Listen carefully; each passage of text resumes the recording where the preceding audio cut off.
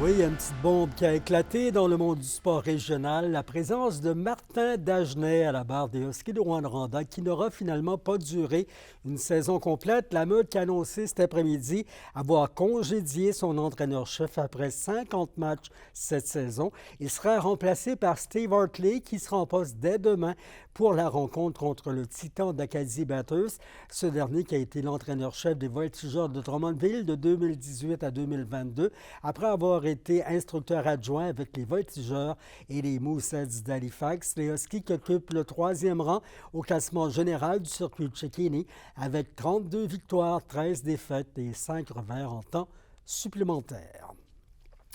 Plus d'1 million de dollars sont accordés par le gouvernement du Québec pour relancer le transport collectif et adapté en Abitibi-Témiscamingue. Dans les circonscriptions de Rouyn-Noranda, Témiscamingue et l'Abitibi-Est, le financement est de 300 000 dollars. En Abitibi-Ouest, une somme plus importante est investie avec 450 000. Ces sommes qui sont dans le cadre du programme d'aide d'urgence au transport collectif des personnes. La baisse d'achalandage complique le financement dans la région. Toutes les formules peuvent être utilisées. Toutes les formules sont étudiées en ce moment. On regarde comment mieux utiliser, par exemple, les véhicules municipaux. On regarde comment optimiser l'utilisation du transport collectif déjà disponible. On regarde comment mieux arrimer les personnes qui se déplacent avec les personnes qui ont besoin de se déplacer quand les déplacements se font sur le territoire témiscamien. Depuis 45 ans déjà, des auxiliaires bénévoles recueillent des fonds dans différents établissements du CIS de l'Abitibi-Témiscamingue. Récemment, les départements d'imagerie médicale d'Abitibi-Ouest et d'Amos ont pu bénéficier de leurs services. Kémélia La Liberté.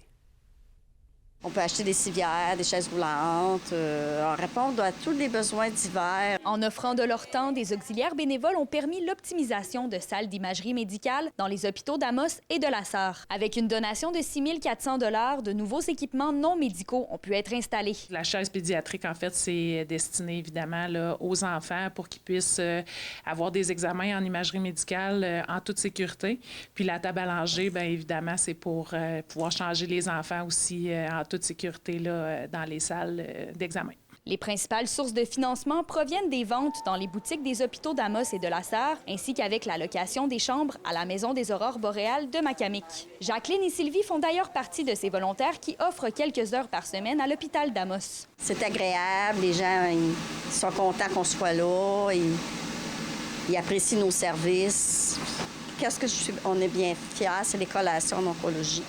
À chaque jour, les patients qui reçoivent des traitements en oncologie peuvent profiter de nos belles galettes, puis nos muffins, puis un breuvage. J'adore ça. Je viens ici une fois par semaine sûr, puis des fois 2 fois dans la semaine. Et j'aime vraiment côtoyer tout le monde qu'on voit ici. En 45 ans, les auxiliaires bénévoles du CIS de l'Abitibi-Témiscamingue ont distribué plus de 710 000 $ en dons et en achats d'équipements. C'est quand même plusieurs dizaines de personnes qui œuvrent quotidiennement, 365 jours par année, sont toujours disponibles. Elles donnent de leur temps. Donc ça, on parle des auxiliaires bénévoles, mais il y a plein d'autres possibilités dans l'organisation aussi, là, que ce soit dans les CHSLD. Il y a des gens qui offrent du transport automobile aussi. Donc, vraiment, les possibilités sont multiples. Les auxiliaires poursuivent leur bénévolat dans les différents secteurs du CIS de l'Abitibi-Témiscamingue. D'ailleurs, un don de 8 600 $ est prochainement prévu pour le secteur d'Amos. Kémélia La Liberté, RNC Nouvelles, Amos. Alors, Témiscamingue, le projet du nouveau centre aquatique avance à Ville-Marie. L'organisme, le complexe des eaux profondes, franchit un pas de plus en le soumettant à un programme de financement à Québec. Toutefois, la facture s'élève présentement à 26 millions. C'est 6 millions de plus que ce qu'offre le gouvernement. Donc, on attend une réponse d'ici la fin de l'été. Diversifier l'offre en loisirs est essentiel pour garder un milieu dynamique, attractif. Alors ça, c'est un autre enjeu. Puis, on peut dire que l'ensemble de la population est derrière nous. Mais si tout va bien, nous, on pense que déjà vers la fin de 2025, on devrait pouvoir commencer la construction avec une ouverture pour 2026. Alors... Le combat pour assainir l'air des citoyens à Rouyn-Noranda pourrait avoir un effet d'entraînement sur l'attention que portent maintenant d'autres villes de la province au phénomène. C'est ce que laissent entrevoir les observations de l'Association québécoise des médecins pour l'environnement qui, dans son document cadre de référence pour un air sain est d'avis qu'on a sous-estimé la pollution atmosphérique. L'organisation exige de nouvelles normes, une refonte de l'indice acceptable et une refonte de sa gestion. Cette qualité de l'air difficile, là, c'est pas seulement en Abitibi-Témiscamingue que ça se passe, là. C'est généralisé, hein?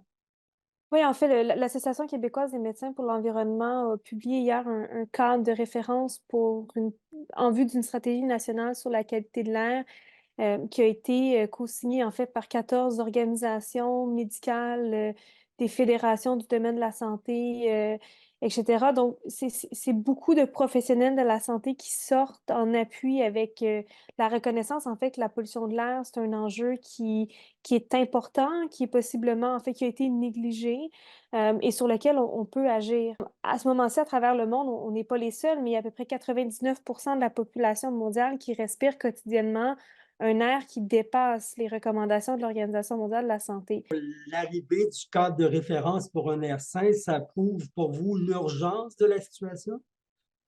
Bien, l'urgence de la situation, oui, mais aussi la nécessité d'agir. Puis en fait, ce qu'on documente dans notre cadre de référence, c'est une panoplie de mesures qui peuvent être entreprises à la fois au niveau gouvernemental, mais aussi dans des institutions de santé, etc., pour répondre aux enjeux de qualité de l'air. Puis dans les derniers mois, ce qu'on a vu au Québec, c'est quand même un changement dans la façon dont on discute de ces enjeux-là, entre autres menés par des batailles à Rouyn-Noranda, mais on l'a vu aussi à Limoilou, à Québec, même à Arvida, au Saguenay.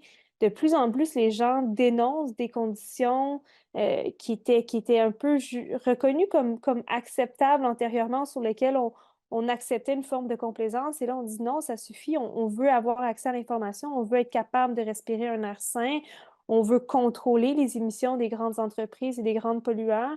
Puis je pense qu'il y a un changement un peu dans l'acceptabilité sociale autour des enjeux de pollution atmosphérique. Puis notre cadre de référence vient un peu s'inscrire là-dedans. Sébastien Dastou quitte temporairement la mairie d'Amos et se joint à l'équipe de Nouveau. Il s'est inscrit à la seconde saison de la télé-réalité Survivor qui aura lieu pendant 40 jours le printemps prochain sur une île déserte des Philippines. Il compte, en joignant la cohorte de 10 hommes, 10 femmes, relever le défi d'importante et difficile épreuve, loin de ses fonctions habituelles à 13 000 km de la région. J'y vais avant tout pour moi, parce que je veux repousser mes propres limites. Et je vous rassure, je m'en vais pas là pour vous faire honte. Je vais faire parler de ma région, je vais faire parler de ma ville. D'ailleurs, je m'engage à remettre une certaine compensation en don pour ma communauté à mon retour. Vous me connaissez dans mes fonctions de maire.